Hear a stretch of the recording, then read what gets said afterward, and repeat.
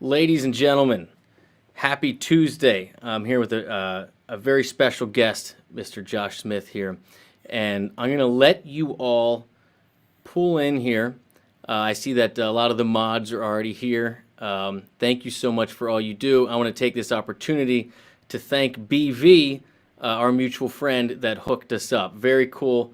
You guys know how cool the mods are in this group. And so here we go. I'm going to start while we get ready with the guy that got me hybrid picking, and here we go. This, when I first got into bit by the bluegrass bug, and then slowly got into country and started hybrid picking. This was the guy, and so I'm gonna play this for a little bit, and then we'll jump into it. This is Pete Anderson. Guys or girls, if he or she's giving you a rough time tonight, now or later Josh, on, have you seen especially this? later on, you just look at Okay, them right good. in the eye and tell them this.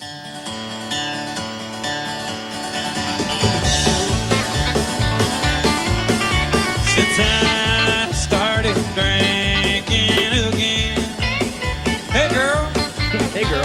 since I started drinking again, oh girl, I ain't shed one lousy tear over you. Since I started drinking again, well I know what the neighbors are all talking. They swear that I have lost my mind. Oh, but they do not know that I just can't control of all the heartache that you left behind. Yeah, since I started drinking again. Hey girl, since I started drinking again. Oh girl, well I ain't shed one lousy tear over you. Since I started drinking again.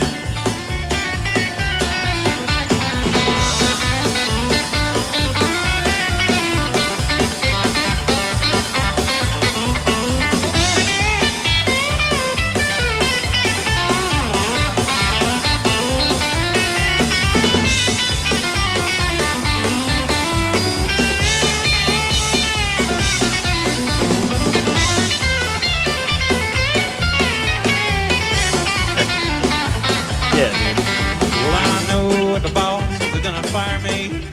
Yeah. Again, howdy, ladies and gentlemen. Happy Tuesday. That's the little Pete Anderson playing with the man Dwight Yoakam there. And we have our special guest with us tonight, Mr. Josh Smith. Josh, how are you, brother?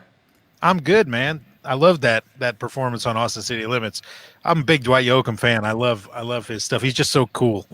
Dude, he's so cool, man. And that, oh God, I forget which record I heard was the first one, but the people watching know a little bit about me. But I started my life as a metalhead, but then I went out to GIT and totally went the other direction and got bit by the bluegrass bug.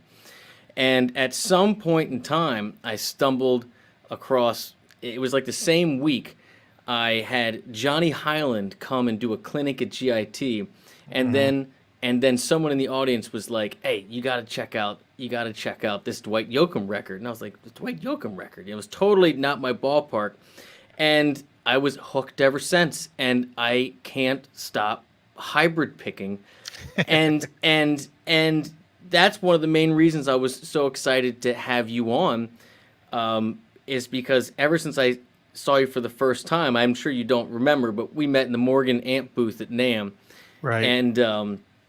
and you're just like, perhaps my favorite hybrid picker in the game right now, and I just feel like hybrid picking in general changed my way in a permanent way that I can't really compare it to much else. It was a huge leapfrog for me. And so I was hoping we could start out by a little of your influences and how you started going down that rabbit hole.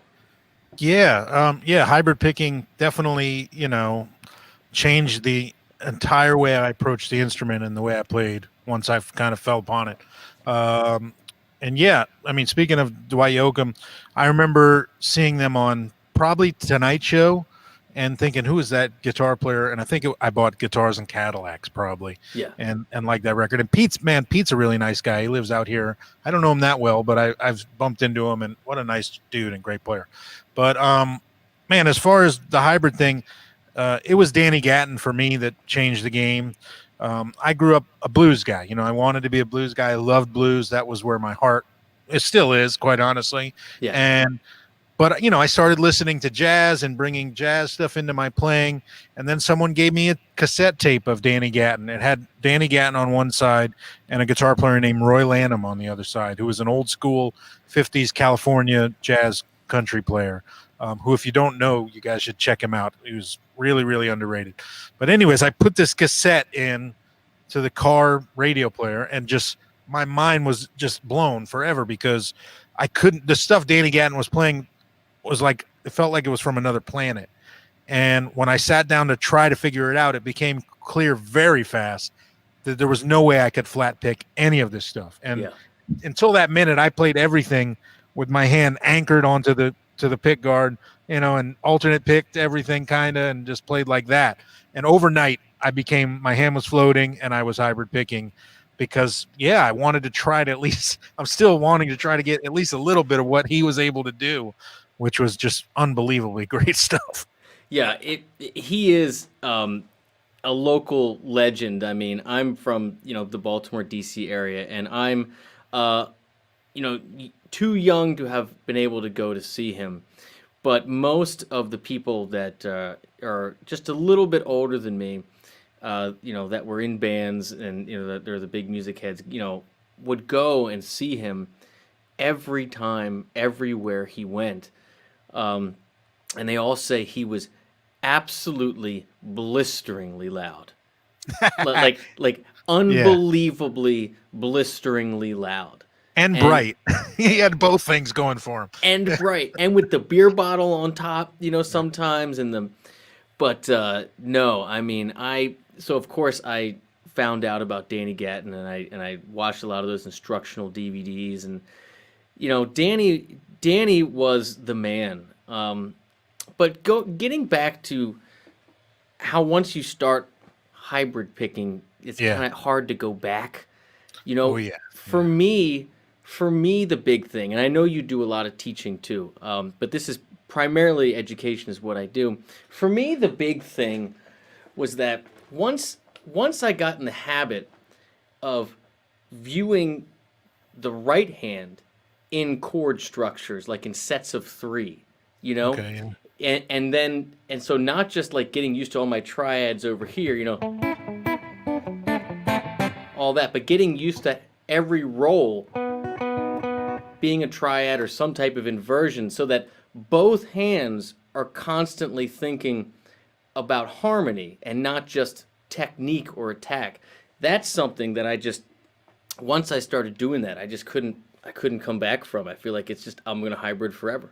Oh yeah. I mean, you're right. It's a much more, piano player or organ player type approach to the instrument, in that you're thinking with both hands, not just here. It's not just rhythmic. You know what I mean? It's also note choices based on what you're doing here. And I remember very clearly, the first time I played even just simple shuffle stuff, and instead of doing it like that, playing it like this. Yeah. And hybrid picking everything and finding new ways to kind of, it was, but also for me, it became clear that I was cleaner when I hybrid picked while I was soloing. Yeah. I was faster because I never developed just breakneck speed alternate picking. I was just never that guy. Mm-hmm. You know what I mean? So even playing, cliche blues licks, for me, it used to be like, and then it became, like much cleaner and more precise. And that was really important to me too. I was always really into being as on the ball, I guess, as I could be, precise and clean. And because I always wanted people to hear everything I was doing. I didn't want a lot of, extraneous noises. I was trying to get all of my ideas across, and I thought the hybrid picking really helped me get further in that direction too. Yeah, I couldn't agree more. The muting too, you Oh know. yeah, yeah. Yeah, the muting is a big thing. Let me just take this opportunity to say hi again, to everybody. I see Plectra Moore out here, Mendez, Matt Villet. I see U.S. Elite Ski, Vandy. We're all thinking of fantasy. You spending some time with family, and again, thanks to BV who can't be here for hooking us up. Jared, Brian Burke, all the great faces. Thanks for tuning in. All right, so let's start here with one of your picks. Like I said before, we talk, we play, but we also show people some tracks. So, Okay. so you sent me three, and which one would you like to start with, and why? Well, I mean, we could start with the Danny one just because we just talked about him and we're talking about hybrid picking. This video is like if you haven't seen this video, then you're going to freak out right now because it's legendary. He's got a dartboard behind his head and a little bar, somewhere in Yeah. DC area called Gallagher's. Yeah. And he's playing Ray Charles, What I Say. And it's completely just ridiculous stream of conscious. There's nothing more to be said. Yeah. Do you have a timestamp? You just want it from the beginning? No, just from the beginning. All right, here we go. I love it. So this is Danny Gatton playing at Gallagher's, and what Ray Charles tune is he playing? What I Say. Okay, I love it. I have seen this. It has been a minute, though. Here we go.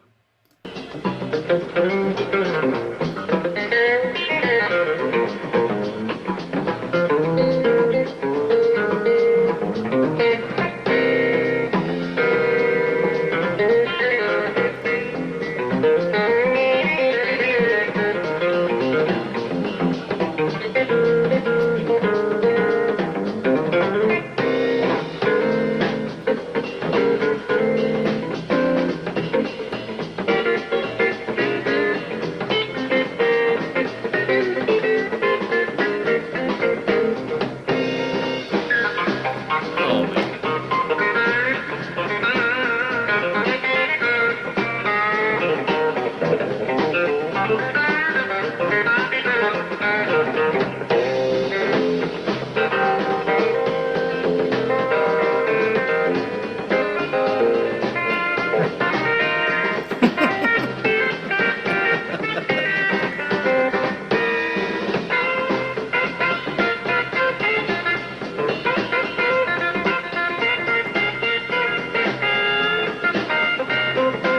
You don't realize how hard that is. Oh my God. I was just about to say that spread, what he's doing in there. Let's keep going. You can start and stop this Yeah. 15 times. He's Here, I'll blow you up for a second there. yeah, that's hard, man. To Yeah. keep doing it like the way he's unbelievable. Yeah. Let's keep going for a minute. I love it.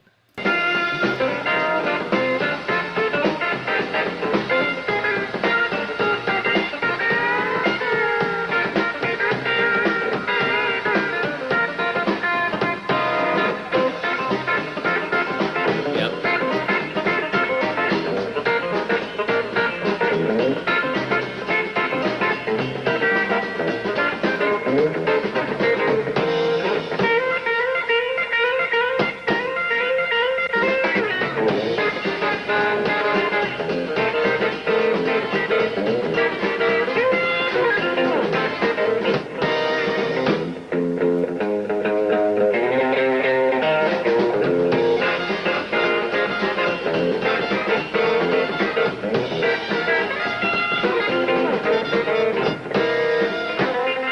Yeah, that.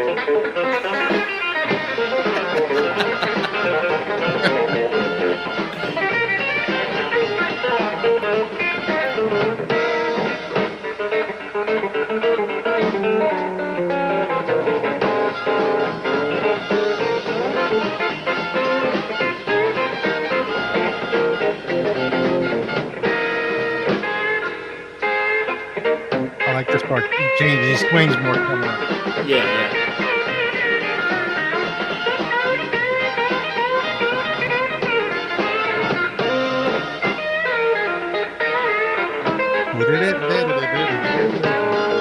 Dude, that's those are such stellar licks. Every second of that is spectacular. Oh yeah, yeah. It's ridiculous. It's completely ridiculous. And that was another big thing about Danny that changed the game for me in the same way that Robin Ford did. It was like the feeling that it was okay to now play all this stuff I was hearing. Like there wasn't any rules. Like, man, I hear it right now. I'm going to play it right now. This is what I hear. Doesn't matter that I'm playing a blues or a jazz or a country, whatever. No, I hear it. I play it. It's like a honest, free way of playing. And yeah, that was important to me because before that, it was like, oh, I can't play this jazzy stuff I'm working on because then it's not blues and the blues guys will get mad. Or I can't play this country thing in this blues tune because the blues guys will get mad. Or especially not this country thing in a jazz tune. And it was like, no, never mind. You could play anything anywhere. It's just music. You know, that's so true because he really is like a true amalgamation of all the styles that he loved. I mean, he really... Oh, yeah. It really is like at one moment it could be a breakneck pedal steel lick, at another moment it's this bebop line, and then it's just it literally could be anything. On that note, one of our mods here, Fishing, found a good question to ask you. He said, so along this line, how do you approach adding jazz style licks into the blues rock thing?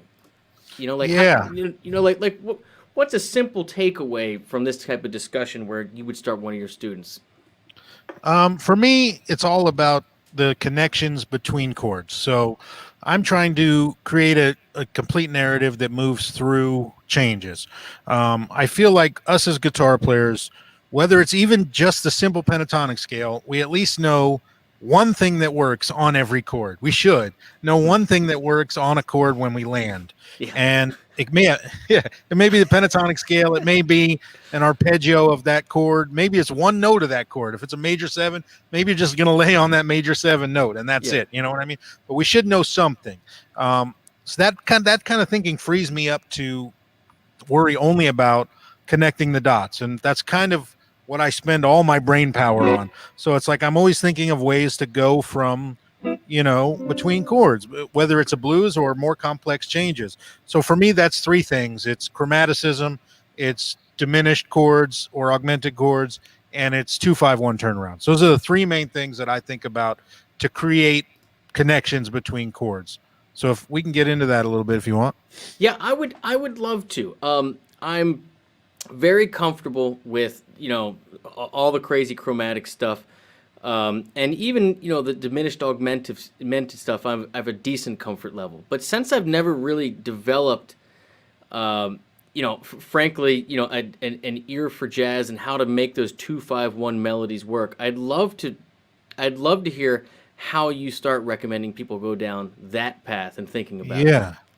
Well, everybody can think back to like that first time they hear a blues tune, and instead of the 5, it goes to the 2, and then to the 5, and then back to the 1, but in a simple way. Like even on like listen to Stevie Ray Vaughan play Rude Mood. He plays.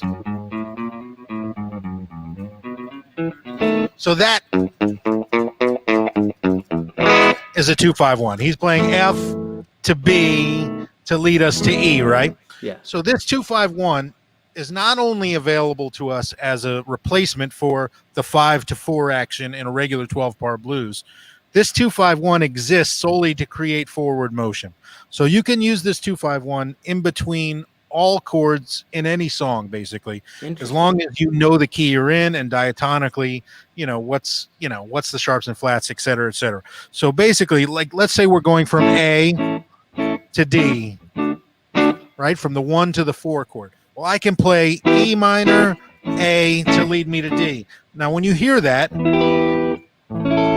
the next thing you want to hear is D, right? Yeah. And it's basically treating D as if it's the new 1, even though it's not.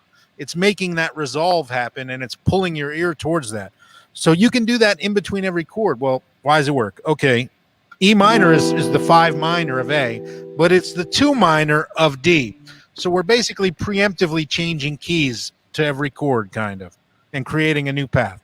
So like I could go back and forth by going A, E minor, A to lead me to D, and then go back by playing B minor and E to lead me to A. And that's kind of the science behind it, the idea. But if I played a solo like that, it would be something like,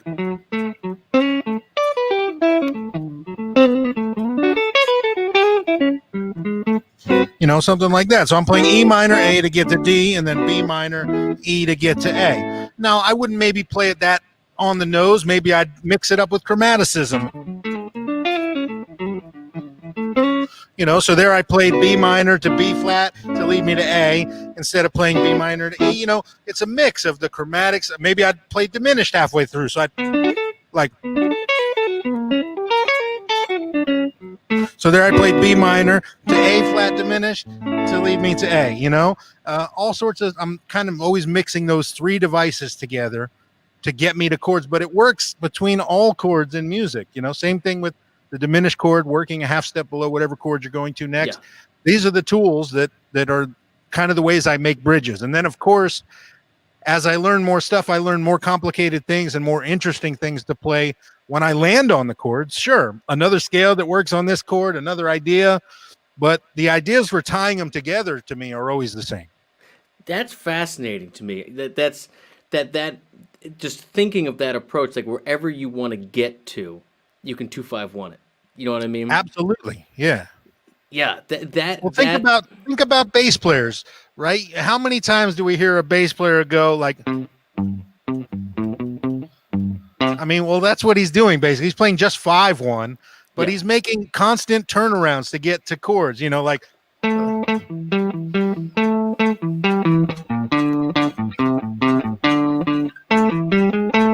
He's playing turnarounds. Basically, it's the same thing. You're creating kind of forward motion, and so that's what I tend to try to let myself think about. Only those things. What chord am I going to next, and how do I make a bridge? And then that frees me up to I use muscle memory when I land on the chords to play the other things I know. Dude, I love it. I love it. And now you do lessons you do Skype lessons, or do you have courses too? I know you teach a little online. I only do Skype lessons maybe 4 times a year. I do a week at a time kind of, and I'll just kill myself. I'll do 50 in a week, 10 a day. Yeah. But other than that, I just do, I have TrueFire courses and stuff like that. Yeah. Right on. Well, everybody that's out there, the link for Josh's channel is in the description. So make sure you go over there and give it a sub. So when he does decide to teach or promote a new course, you'll get a ding, and you can learn. Please. And you can learn the stuff that I can't teach you. Well, yeah, and I post. I mean, I do post some lessony stuff on my channel here. Yeah. I'm trying to keep the channel to be more like at least the way I envision the channel is like an open book to just me. So it could be a lesson one day, or it could be me talking about why Earth, Wind, and Fire sounds so great on this, why the Al McKay is so ruling, or this is how I mic my amp, or why do I use this pedal instead of that pedal. I'm just trying to keep it more just like an open extension of what I'm thinking about, as opposed to all teaching or all this or all that. No, and that's what it should be. At the end of the day, I mean, this, you're clearly getting a feel for your audience that what they really want is just who you really are, not what you think you see other people do. And exactly. So whatever you feel like putting up there is exactly what you should do. Yeah. Thanks, man. Because it's weird. This, I mean, it better than I, because you've been doing this a lot longer and built up a bigger audience. I'm quickly finding out, what do the people respond to? What don't they respond to? What do they want to see from me? What don't they care about? I'm just little tweaks here and there, and yeah. I mean, this is a broader discussion, but in general, even though we're in the music genre or in the guitar genre or whatever genre we might think we are, one of the hardest things to do is figure out why people actually do like you and watch you, and boil it down so that you can get better at that. It seems so simple and basic, but one of the reasons it took me literally, 7 years to get any traction on YouTube is because I was trying to do shit other people were doing, and not just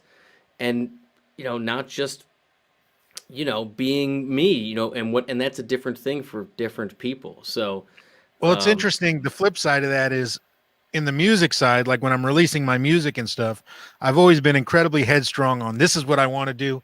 This is what I'm going to record. This is my next album. This is where I'm at, where my heart at. And then eventually you realize what's wrong with like not pandering, but giving the people actually what they seem to like the most about what you do. And it's like, then your whole, perspective changes. Like, it's okay for me to make a record that maybe wasn't the record I wanted to make 100%, but I know people are going to enjoy it. This is what they're asking me for, So yeah, it's weird. You got to kind of be in the right mindset to do that. Yeah, it's definitely true. And you got to walk that line between not living and dying by your requests and also not ignoring them. You know what I mean? And Yeah. and listening to your peers and not ignoring them, and listening to what you hear in your head and not just ignoring it. But Yeah. on that note, if you're okay with it, I'm going to take a request. Yeah. So we got a Let's take super chat here from Big Bore Media. Thank you so much. And he wants to play you a tune. Are you familiar with Little Hurricane? No, I'm not. All right. So he's obviously a blues fan. Let me pull it up here. Oh, it's a jam in the van though. I like those. Dude, they always have good audio, man. And video. Like, their production is always good. And they get good artists. All right, Little Hurricane, Super Blues, Jam in the Van. Here we go. Let me pull this up. All right, Big Bore, thank you so much. T-Fod, good to see you. Thanks for the donation. Yep. Learning a lot tonight. Here we go. Let me pull this up here. And we'll let this play for a little bit. This is Little Hurricane, Super Blues. Let's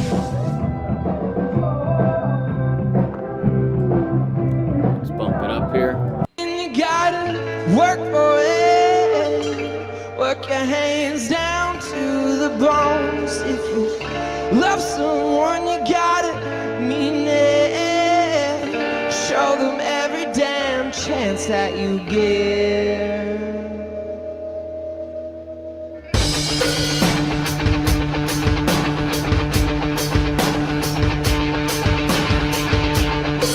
She don't love me no more, and it's too cold out to be alone. And you know it's getting bad when the lungs start to give up and they freeze. You live in better times when you Big Bore, you want to jump up to 238? Okay.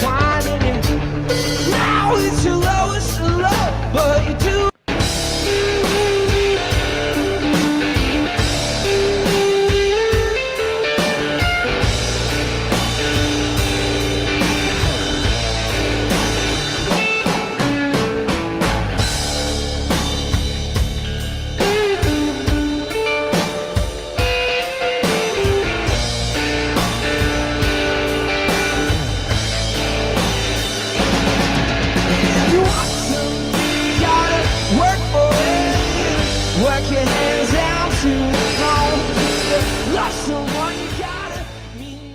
All right, thank you, Big Bore. Very cool. I'm always surprised how bands like that get a big bassy sound with no bass player. It sounds filthy. Yeah.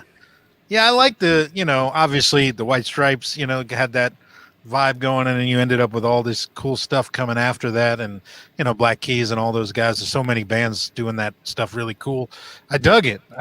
I can't imagine how loud those drums were in that van. Dude. Especially when they get like 8 people in that van. I bet it smells glorious too. And she was riding the crash, dang, dang, dang, like it had to be getting in his ear. That's the first thing I think of is, I know that cymbal's really loud. Yeah, dude. Yeah. No, but I dug the vibe. It looked like a Baldwin guitar or something. I couldn't tell. I don't know what the hell that thing was.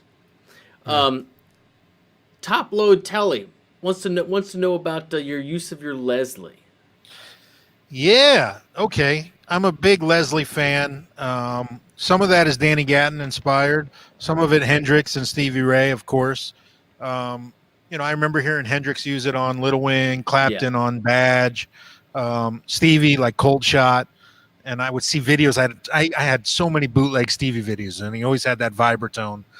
So that was the first one I ever got, was a real Fender vibratone, which is like the guitar Leslie with 10-inch speaker in it.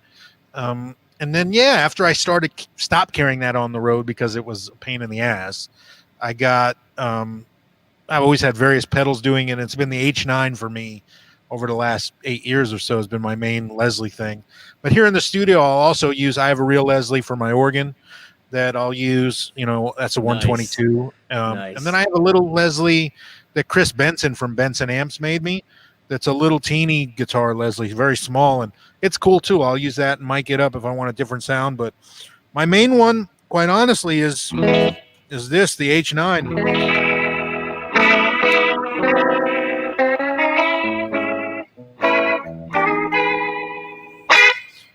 Yeah, and I just love the sound of the Leslie. Oh yeah. It's such a great tone, and I play in trio settings so often that sometimes it helps me fill up a little bit of space in the trio setting and have sustain happening, kind of even if I'm not sustaining too much without more Yeah. gain Yeah. and things like that. It helps kind of fill in blanks sometimes. I just love the sound. Yeah. Yeah, dude, I couldn't agree more. I loved that trio video I watched of you guys. Oh yeah. Oh, dude, I'm always so impressed and into people who can really make the power trio work, because you gotta move so much air, you gotta take up so much room, but you also gotta Yeah. leave so much space. And I thoroughly enjoyed watching you guys. Like it was great, dude. I loved it. Thanks, man. Yeah, the trio is something you have to like build up kind of your muscles Yeah. in that setting to kind of make it work. And there's a few approaches that work. Like, I mean, think about Cream. That's really busy. Everybody's really busy and there's a lot going on. Yeah. But think about ZZ Top. Really simple, Yeah. and everybody's just laying into part. And you wouldn't say that they sound less big than Cream does, you know what I mean, or anything like that. Or Zeppelin sounds smaller than Cream, or and Van Halen. Listen to Van Halen. Most of those first two records, he don't even drop rhythm guitar underneath anything. When he Dude. solos, there's nothing else happening. They're just a trio, playing live. And so yeah, you got to build up kind of that ability to do that. Now, also when you're the singer, you get that gets balanced against what can you really do while you play and sing at the same time. And everybody's different. Like I'm Yeah. pretty good at that, and I can play most of the things I would normally play without singing while I'm singing, but still there's sometimes where I have to change a part because my brain just will not let me play that and sing at the same time. So that goes into thinking as well. Yeah, and one thing that I noticed in particular, you brought up ZZ Top, is I saw that you do so many of the things that I freaking love about Billy Gibbons. There's the like where you always have the other open string that kind of like the drone with it. That adds so much girth. Oh yeah, yeah. Billy, I mean, that's one of the bigger takeaways from Billy that I got. And that song, that was the one, like yeah. Like that's such a great song, and That's a his hard playing is- groove to get good. yeah, To really it's a get hard right. it's What a is it? really It's- great tune. yeah, like, Yep. I used to have it, but that's Yep. like to really get to those precise little hybrids, but just to grab the fifth for each one. Yep. It just sounds huge, man, and it Yeah, just cuts yeah. through. Yeah, and so yeah, the trio thing, it's like I'm always kind of walking the line between, filling in as much space as I can, but not going overboard, Yeah. trying to sing and have stuff going on below me when I'm singing. And then, yeah, like the rhythm section is a big part too. It's like sometimes if they're simpler, it gives me more freedom to kind of do certain things. And sometimes I need it the other way. Sometimes I need to be pushed along. You know what I Mhm. mean? Especially if it's areas where I'm singing more and I can't play as much. Maybe I need the rhythm section to fill in a little more. It's funny, that video you shared yesterday, like that band had never played together before that day, those three guys, Well, I mean, you couldn't tell that you've never played before, but I loved, and I made a point to point it out a bunch in the video, is all the cues you were giving each other. Yeah. And I loved that one part. You were like 4, and then he's like no, not yet 4. And I just I love that. I just miss gigging. gigging, man. Yeah, I miss gigging too. So that gig was I was in Nashville for a session, and the bass player Calvin is one of my best friends, and we played together a lot back in the day. But he recently kind of stopped being a full-time musician, and he moved back to New Orleans. But he was there to do that session with me in Nashville, so I thought, man, we should play a gig while we're here. So I found a place to play, and he called Marcus, the drummer, who I'd never played with. And yeah, it was just a last minute kind of thrown together. Let's play a gig while we're in Nashville and we're here, mostly so I could play with Calvin because I missed playing with him. I bet. But yeah, it was very much just I'm calling out stuff the whole night and giving cues, all that. That's the best. That's the best. I love it. All right. On that note, let's jump to another track that you picked. Which one would you like to do, the second or third, and why? Let's do the Magic Sam track. Love it. Love it. This track is maybe the greatest piece of 2.5 minutes of footage on the face of the internet. Like, first off, there's no video of Magic Sam. Almost, this is it. And he's not even playing his own guitar. He's playing Earl Hooker's Univox guitar, has Earl Hooker's name on it. He's in Europe, and it's just him playing his boogie, which is a legendary Magic Sam thing. But it's just an incredible piece of footage. Sold, sir. Sold. Here we go. Let me add this in here. I have not seen this. Let's do it.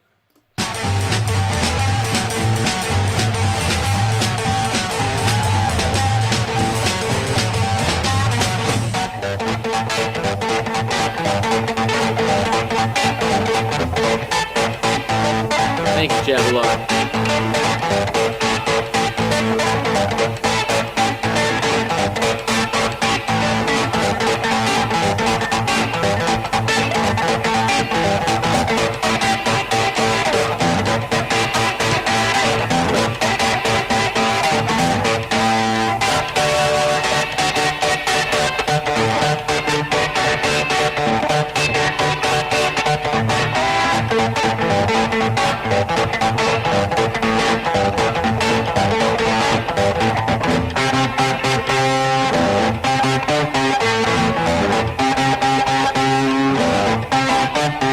Thank you, J. Martin.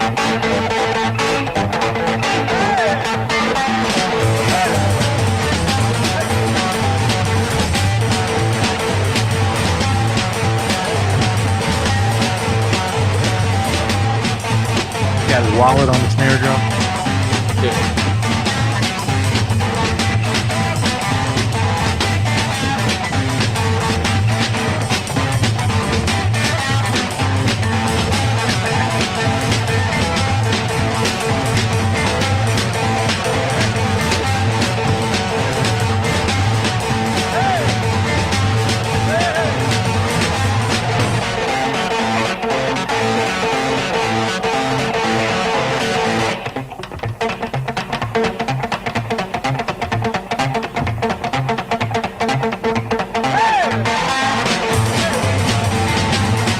Oh, I love it.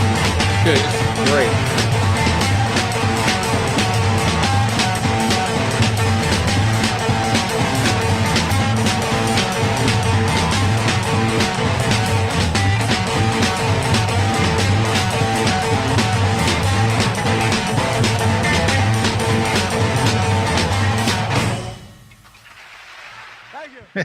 Dude, Oh, man. Dude, I have never seen before that. Forgetting about the tone, just that filthy swung groove is just huge. And the way he's muting and all that little in between that.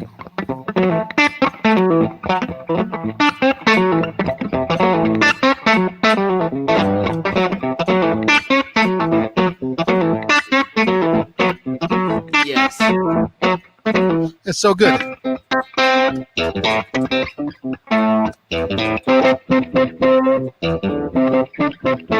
And then he goes, what is it? Shit. That's it.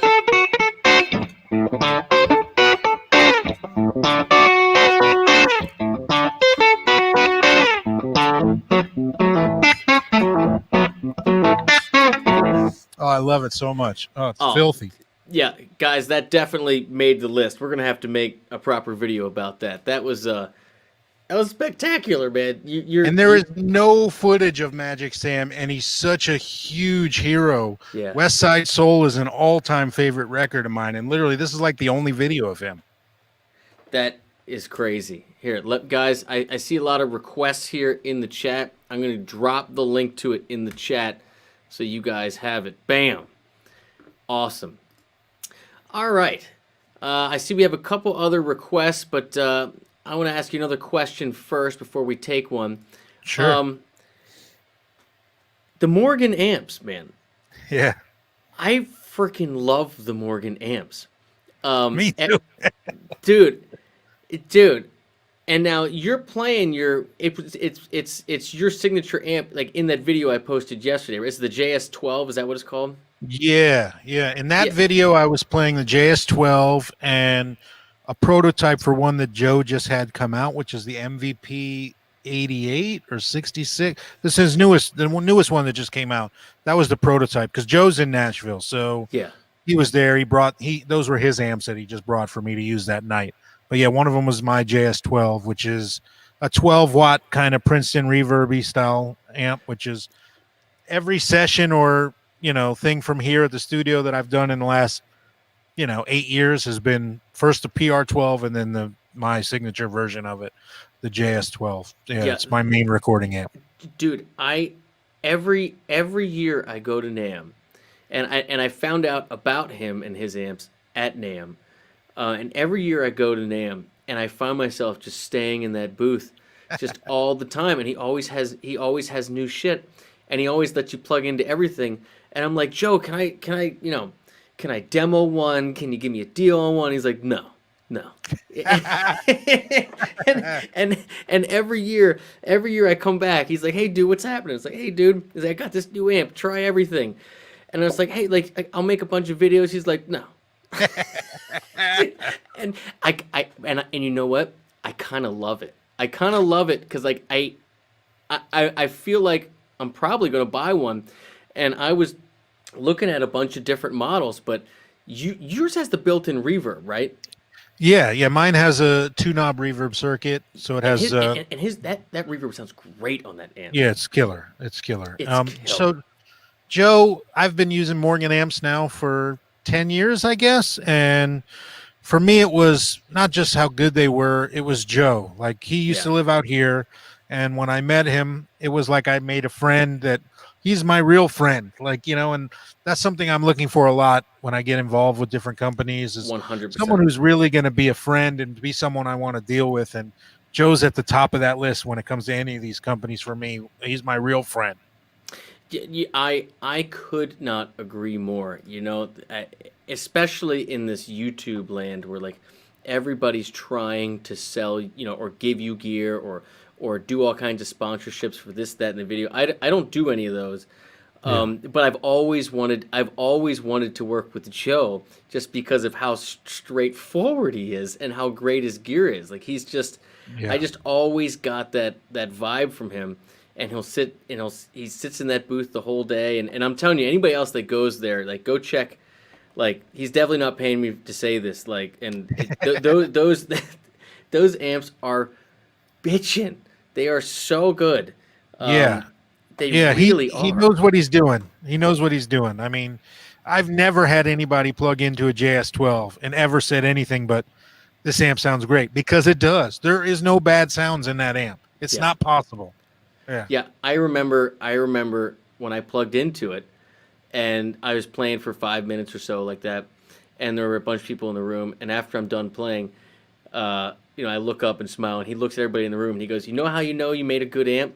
They don't touch the fucking knobs." You know what I mean? Where it's just like you're not looking for your tone; it's like it's right there immediately. Yep. Anyhow, I wanted to bring that up just because I'm a big fan of your amp. Now, how much? Yeah, that's what you're hearing right now. I mean, that's what I'm playing through.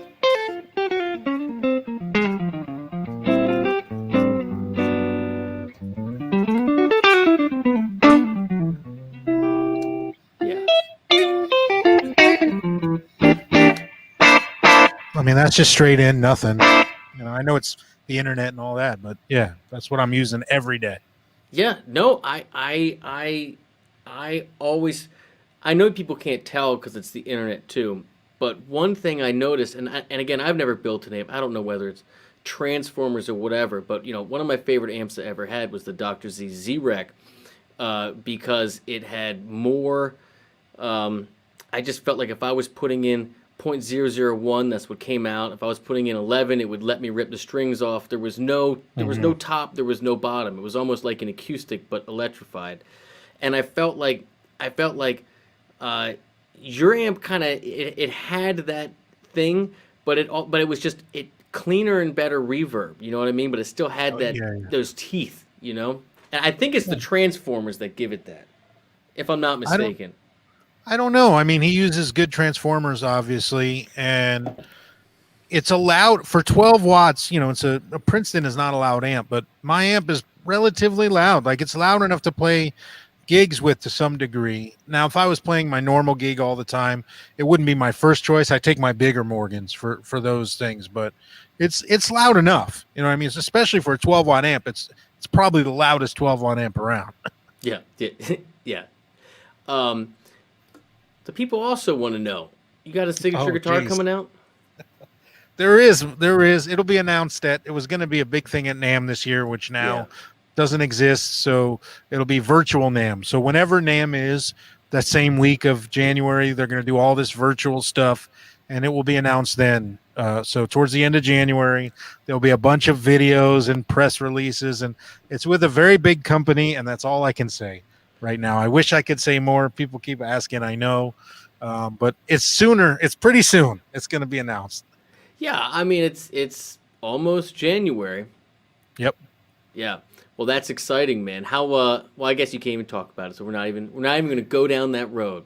I'm excited about it though, and it's I can at least say it's based off of this. It's a Telecaster style guitar, and this has been my main guitar for 15 years. So of course it's based off of this. Have you always been predominantly a single coil guy?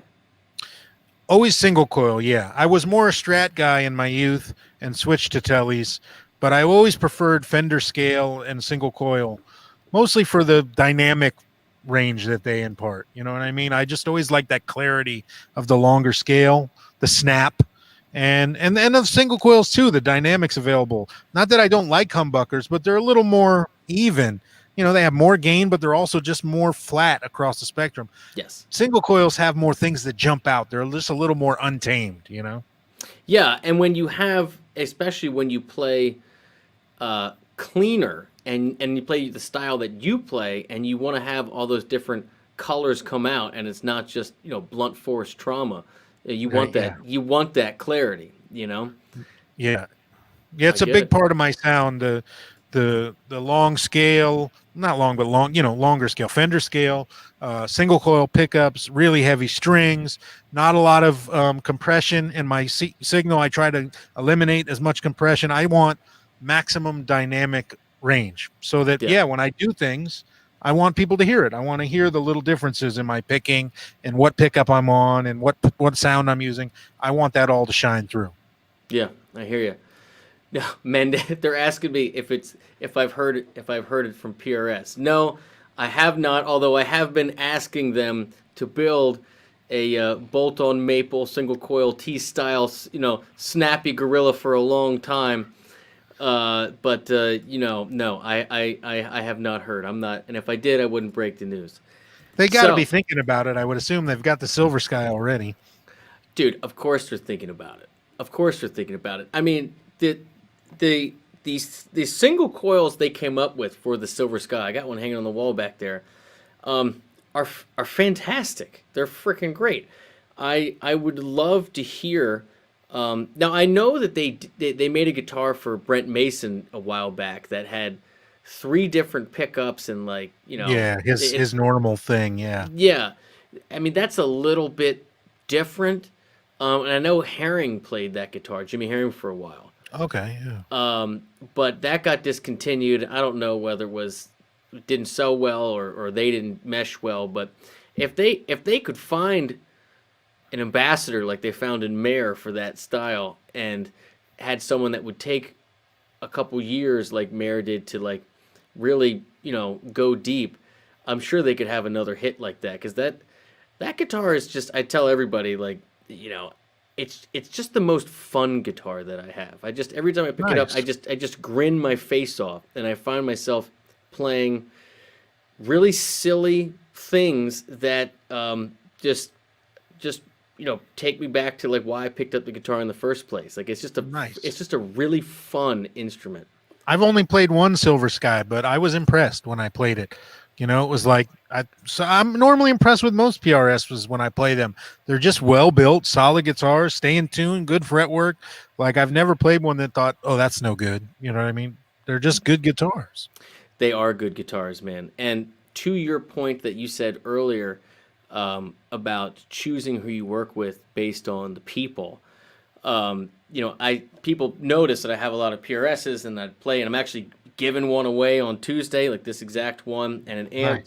Nice. And people might think I get paid for that, and it's a sponsorship, and the answer is no. I'm a Marylander. They're in Maryland, and they have supported me and a bunch of other local players long before we had anything on YouTube or whatever. And so like they've had my back, when I was nobody, and it's just like, they build great guitars, but what they really are just great people that, whether you're an artist or an educator or whatever, they get it. They're just I've heard good that people. from many of my friends who play PRS, is how much they enjoy the interaction with the company and how good people they are and all that. I've never heard anything but positive. I mean, that's really the reason. It's just true. Anyhow, Kaylin Clark says, anything stronger than you're playing is your T-shirts. Yeah. I'm digging my the James T-shirt Brown. game is strong. Yeah. I got my cousin's band, today Moose is Horns. you can't fake the funk, JB. Dude. Okay. Man, if you want to know where to get the shirts, if you don't know Redbubble, you just got to get on redbubble.com. It's like never-ending well of shirts. I could have thousands if I wanted. It's never-ending. dude, love it. All right, so next up, Timothy Johnson, thank you so much for 25. Wow. Super generous. So he loves your video playing with Kirk Fletcher and Ariel posing at NAMM. Yeah. I don't know Kirk, but Ariel was a guest 2 weeks ago on here, and what a great player he is, man. Oh yeah, and a great guy. Ariel's a real friend, man. Love that guy. He was really a treat to get to know. For you, Timothy, thank you so much. I'll pull this up. What were you going to say? And Kirk is my best friend. That's my brother. In my opinion, the greatest blues guitar player around. And yeah, that Collings, it's fun. That's a booth where we all kind of congregate once a year during NAMM. So there's videos of me and him and Mark Lettieri and Ariel and Kirk. But I think the one he's talking about, for some reason, the three of us, me, Ariel, Kirk. I see Crosscut Soul. Yeah. I play a solo in this one, and I don't know why everybody, but it's been transcribed like 8 million times. There's 100 transcriptions of me playing this little solo in this song, and I get tagged in it all the time, and people ask me questions. I'm not really sure why this one hit everybody, but that's it. Whatever you're seeing right there, that's part of my solo on there. Yeah. Well, let's watch it for a second. We're not going to make you sit through the excruciating pain and watch yourself play for 10 minutes.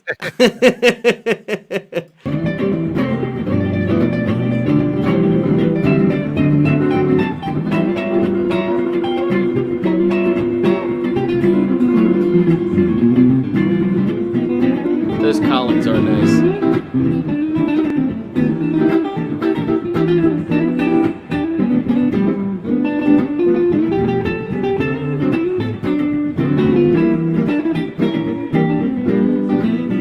Kirk in 1 second.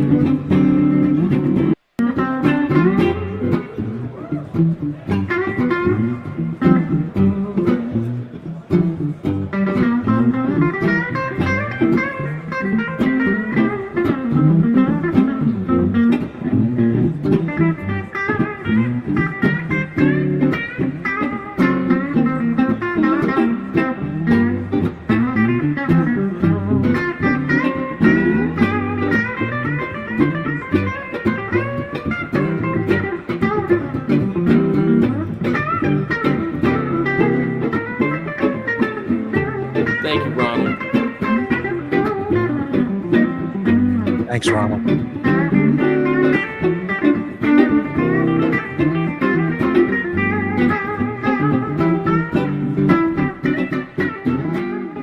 Yeah, dude, he's great. He's Oh great. yeah, that's Kirky. Yeah, man. All right, let's see. Do we have any other questions out here? I know that you brought a third track if you want to play it. Yeah.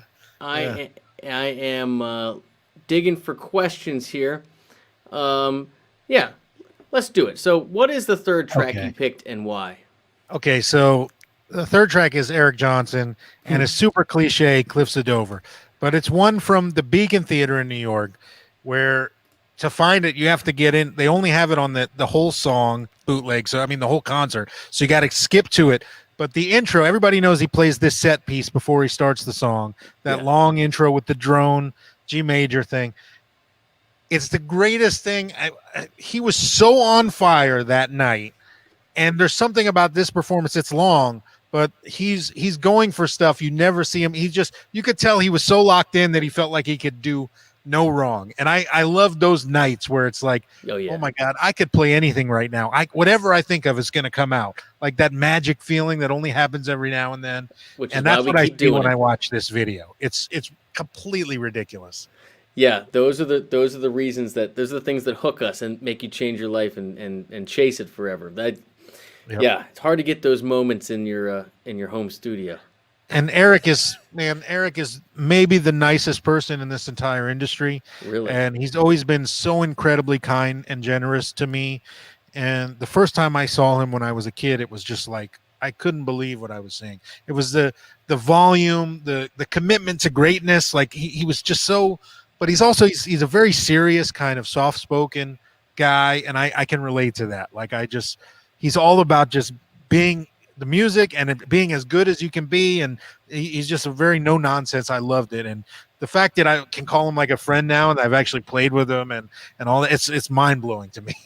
Yeah, I saw him. I forget where, but it was when I lived in LA and I was at GIT. And you see well, then there wasn't YouTube, but you see the DVDs and you listen to it on the record, but hearing how blisteringly clean and clear he was in person at that volume and the articulation and the just the freaking vibrato sustain for days, where like any note could become like you had a bow on a violin, just with this. It was really, really spectacular. Like one of the best guitar shows I've ever seen. I never got to meet him, but it made a profound influence.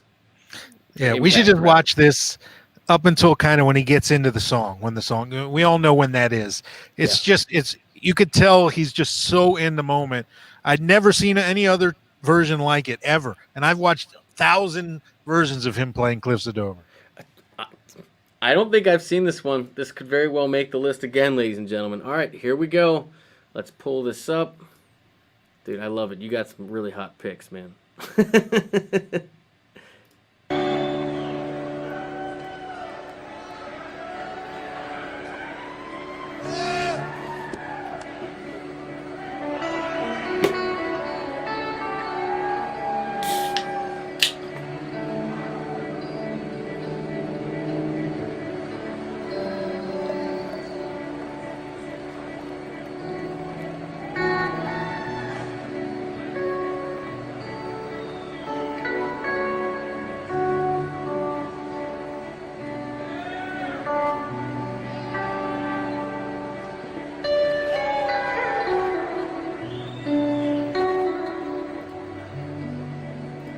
Trust me, it's worth it. Dude, I just cracked a beer. I'm good.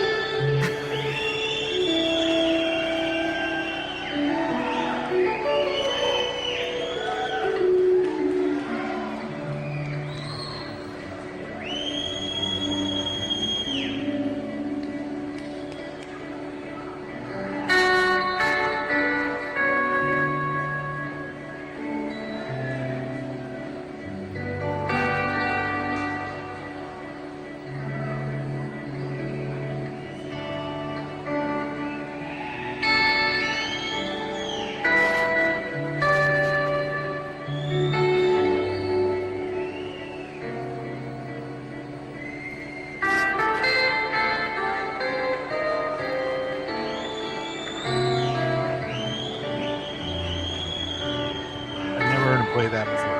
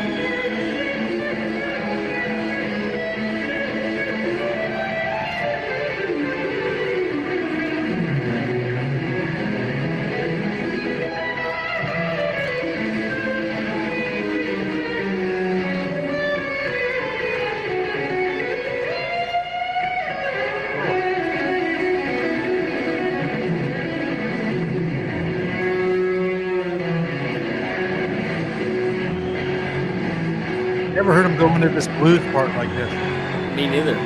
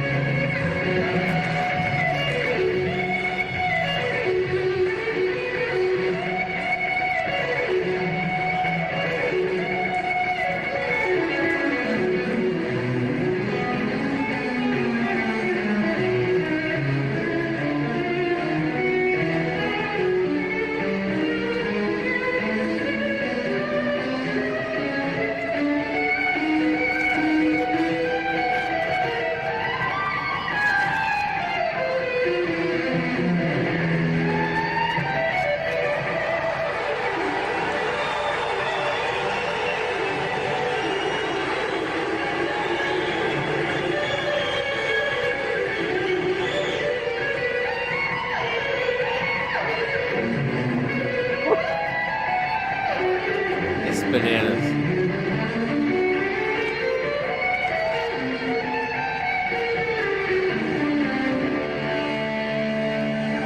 Yeah, man.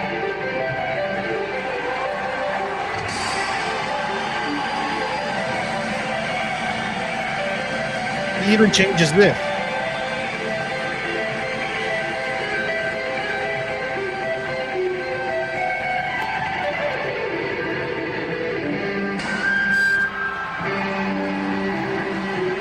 Man.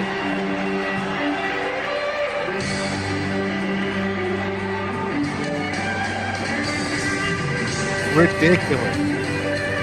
Dude, I've never seen him stretch out that intro like that before, man. I'd never seen another one like it where he does that much. You could tell he's just so like He's in just it. not even thinking. He's just playing like and whatever he thinks of, just like so. It's so free. Yeah, yeah, that's the goal, isn't it, man? When it's just the channel's just wide open, and you even see him like kind of look around every now and again at the band, just like, yeah, I know this is Yeah. happening. Yeah. It's just Yeah. stay with me, stay with me. Yep. Oh, dude, that was great. Well, guys, if you have any other questions for Josh, anything else you'd like to talk about, I will keep an eye out. I'm not going to keep you too long. I did see Vandy, one of our mods, grab a super chat from Jason DeJong, who wants to play you a little bit of, hold on a second, of Buck and Evans' Dreams to Remember. You're probably familiar with these guys, right? Yeah, Chris Buck. Yeah, I played with him at. I was fortunate enough to play with him for a couple tunes at what the hell was that place in Germany at Thomann at TGU a couple years ago, and he's one of those guys that I love people that just really try to hammer perfect melodies and make the stuff that you just can't, that just try to be super vocal. And that was the first time I'd ever met him or heard him. Yeah. And he just, that's his thing. You know what I mean? And I have a lot of respect for people like that. He's a great player and also a very kind young man. Both last 2 times I've been in the UK, he's come to a show just to watch a show and hang out. He's a really nice guy, and a great player. Yeah. Yeah, totally. All right, so we'll play that for a second. I'll keep an eye out for a couple other questions, and well, here, okay, we'll wait to play this. Here, David wants to know any new pedals you've gotten that have piqued your interest. Anything spicy? You mean the ones that showed up today or yesterday? Today. Let's go with today. The ones you can't even get out of the box yet. Let's see. What's the newest stuff I'm interested in? Well, I have a new board actually that's about to be done. It'll be here on Thursday, and I added in some new stuff for me. So I don't change things that often. So for me to put a couple new things on there, one was the Chase Bliss preamp pedal with the sliders, preamp Mark II. That pedal's really great. Really impressed with it.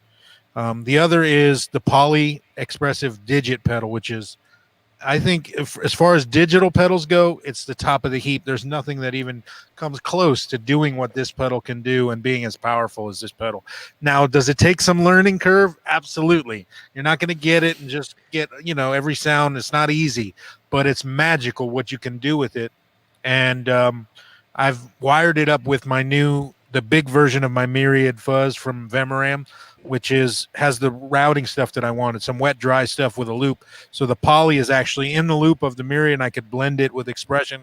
So those are some of the new things that I'm messing around with. Right now, I'm really into multiple chains. So I always use 2 amps most of the time anyways, but Really? now I'm kind of into having different sounds on each amp, like a different pedal on each amp, a different verb or a different delay, just to kind of get things a little different and make the spread wider a little bit.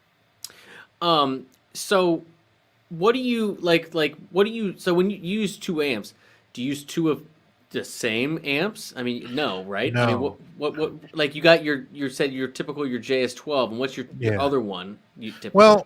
Well, typically live, instead of the JS12, it would be the JS40, which is the big boy. Gotcha. Of the so that's the more Fendery style with reverb amp. And then I like to pair that. My favorite combination is that style amp with the Vox style amp together. I would never use a Vox by itself, but the Vox with the Fender together is my favorite combination. So normally if I have my druthers and my own gear, it would be my Morgan JS40 and then my Morgan AC40, which is like an AC30 style amp. And I just love that sound together, 6L6s and EL84s together. Something special about the way those 2 circuits work together.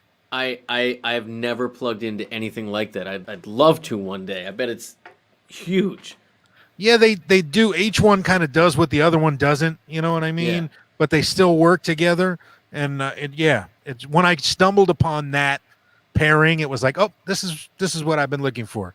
Like, this is what I want. These two amp sounds together. Yeah. Yeah, very cool. All right, let's play this for a minute, and I'll keep an eye out for another question or two, and then we'll probably start to wind down unless anybody's got another, I'm not going to keep you long. Here we go. Bring it up here. So he says, play the intro, then jump to 4 minutes. Okay. Not the tuning, though.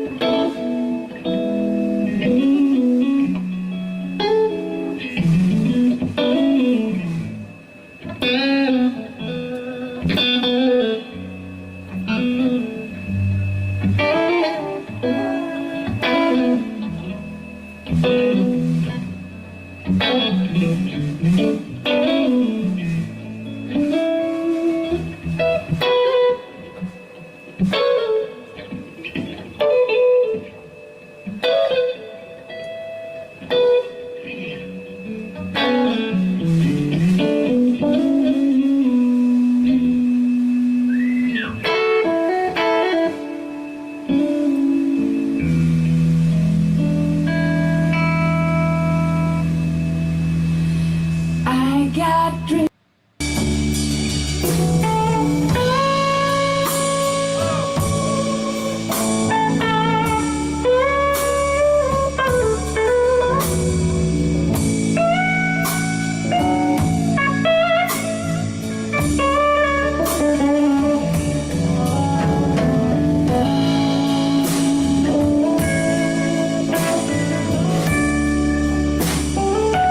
Thank you, Riot James.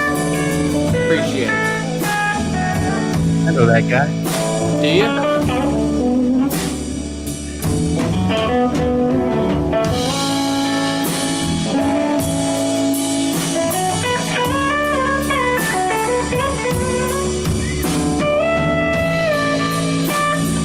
Yeah, well, this is an all-timer song. I mean, Otis Redding. Yeah, dude. Yeah. Chris is great. That band is great. I love his playing. I I see somebody saying they're big Joanna Connor fans. That's ruling. You know, I just produced her new record, me and Joe Bonamassa together, which will be coming out next month. Nice. Well, I'll tell you what. Now it's time to do the plugs. So, real quick, guys.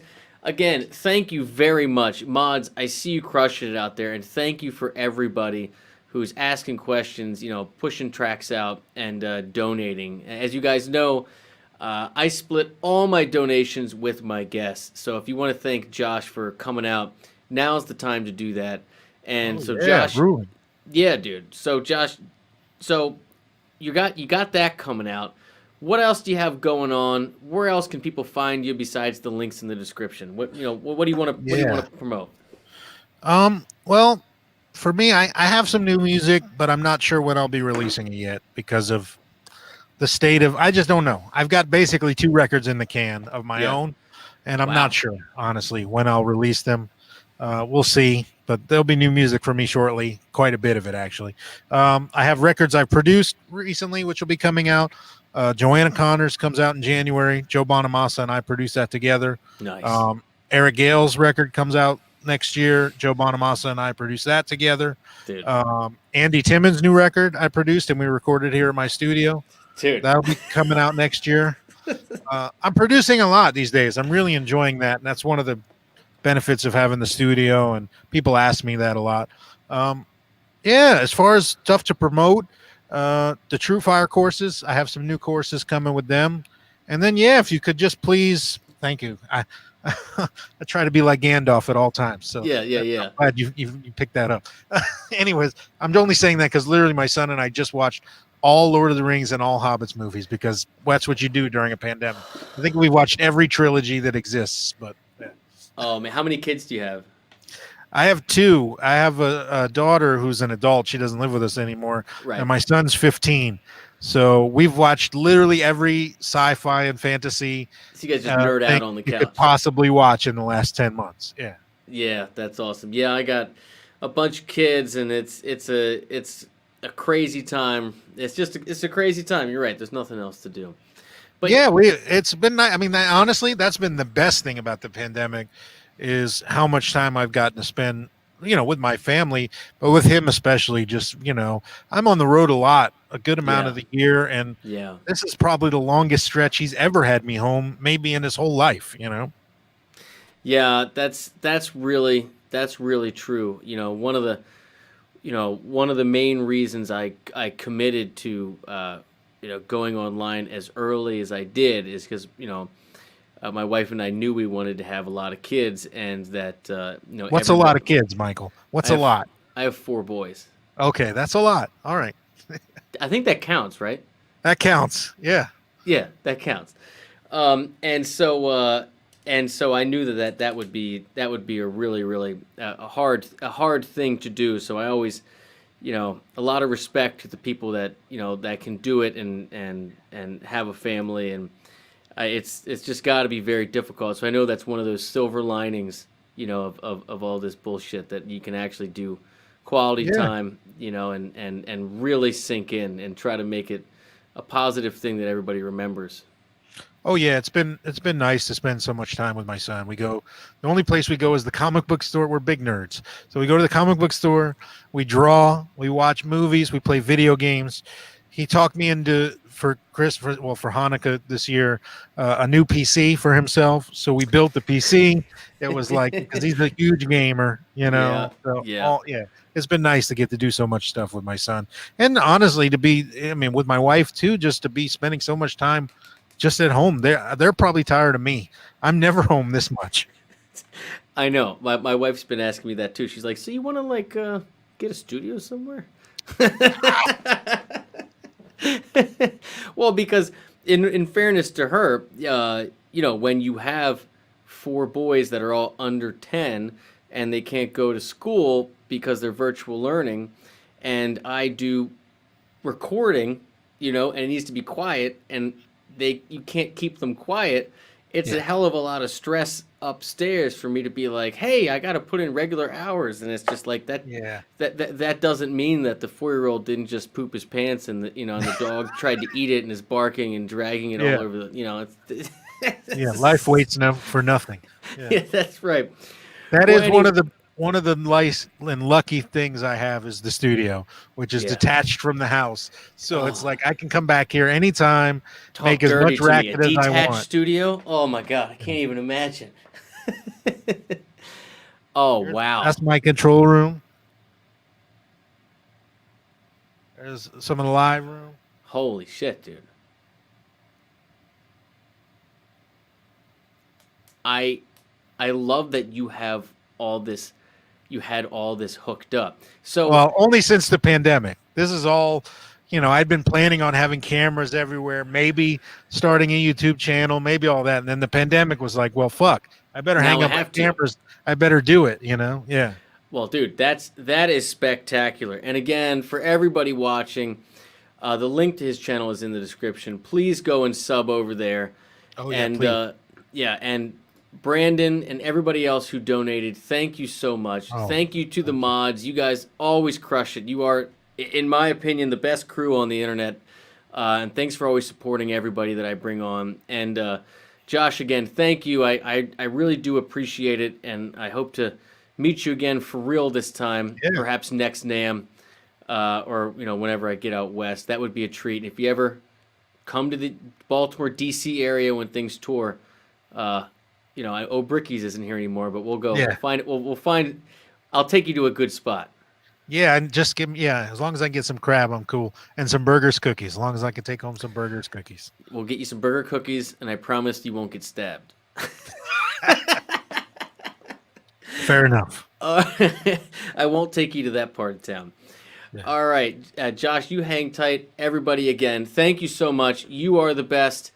And I will see you guys again. Oh, I almost forgot my own promotion. I will see you a week from tonight, giving away a brand new PRS SE hollow body piezo and Sanzera 20 amplifier to one of you who are students on the website. No global restrictions. You can live anywhere. It's coming free. Wow. Amazing. Yeah, I know. It's awesome. All right. Cheers. Just hang tight a second.